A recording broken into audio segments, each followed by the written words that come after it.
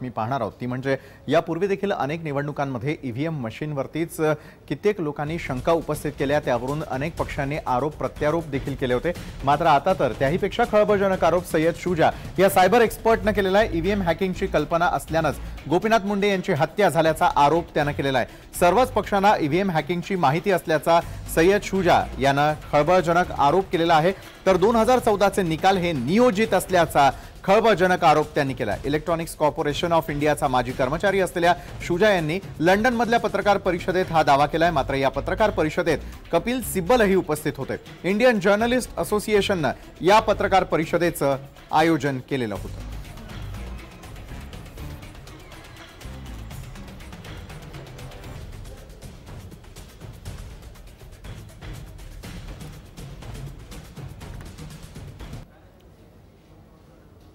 आणि या संदर्भामध्ये अधिक माहिती घेण्यासाठी आमचे पॉलिटिकल एडिटर स्वतः आशिष जाधव आपल्यावर जोडले गेले आहेत। आशिषजी, सय्यद शुजा याने केलेले आरोप जे आहेत ते अतिशय गंभीर स्वरूपाचे आणि येत्या निवडणुकांच्याच वेळेला अशा प्रकारचे आरोप झाल्यानंतर याचा नेमका काय अर्थ काढायचा? विशाल, एक तर सय्यद शुजा हा जो यूएस बेस्ड टेक्नोक्रॅट आहे, तो 2009 ते 2014 इलेक्ट्रॉनिक कॉर्पोरेशन ऑफ इंडियाचा कर्मचारी होता आणि त्यांनी ईव्हीएम मशीन्स बरोबर काम केलेलं आहे। त्याचं म्हणणं असं आहे, त्यानं दावा केलेला आहे की जेव्हा 2014ला लोकसभा निवडणूक झाली, त्यानंतर काही राज्यांच्या विधानसभा निवडणुका झाल्या, तेव्हा ईव्हीएम मशीन्स ह्या हॅक करण्यात आल्या आणि तेव्हा भाजपला हॅकिंगमध्ये मदत झालेली आहे।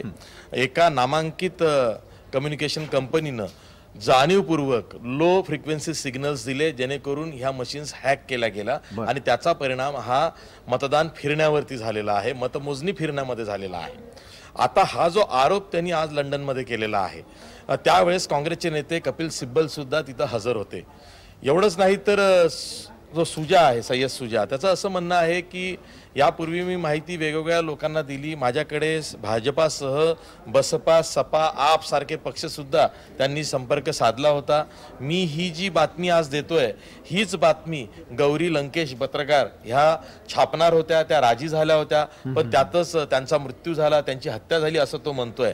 एकूणच सय्यद शुजानी जे खळबळजनक क्लेम्स केलेले आहेत किंवा दावे केलेले आहेत, त्यातला सर्वात मोठा दावा जो महाराष्ट्राच्या दृष्टीनं खूप महत्त्वाचा आहे, तो म्हणजे दिवंगत भाजप नेते गोपीनाथ मुंडे यांची हत्या का झाली। तर सय्यद शुजानं असा दावा केलेला आहे की त्यांना 2014च्या निवडणुकांमध्ये ईव्हीएम्स हॅक केल्या गेल्या, त्याचा फायदा भाजपला झाला याची कल्पना होती, म्हणून त्यांची हत्या झालेली आहे। आणि आपल्याला माहिती आहे की जेव्हा गोपीनाथ मुंडे हे निधन झालं त्यांचं, तेव्हापासून एक संशयाचं वातावरण हे महाराष्ट्रामध्ये होतं की अशा संशय व्यक्त केला जात होता की त्यांचा मृत्यू हा नैसर्गिक नाही आहे। आणि आता सय्यद शुजानी हे प्रकरण बाहेर उकरून काढल्यामुळं किंवा तसा दावा केल्यामुळं पुन्हा हे प्रकरण चर्चेत आलं।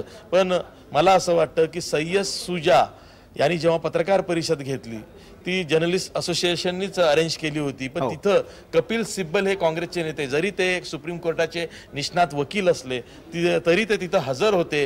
त्यामुळं सय्यद शुजा जे म्हणतोय ते सगळंच खरं आहे असं नाही, तर ते तपासून बघितलं गेलं पाहिजे आणि त्यांनी ज्या शक्यता व्यक्त केल्या आहे त्याची चौकशी झाली पाहिजे, एवढी मागणी काँग्रेस पक्ष करू शकतो, विरोधक करू शकतात। पण आजच्या या पत्रकार परिषदेमुळं ईव्हीएम मशीन हॅक होऊ शकतात हे सय्यद शुजानी दाखवून दिलेला आहे। तसा तो दावा करतोय की त्या हॅक होऊ शकतात, कशा होऊ शकतात, लो सिग्नल्स दिले गेले तर तसं ते होऊ शकतं असं त्याचं म्हणणं आहे, तर त्याची सुद्धा चौकशी झाली पाहिजे।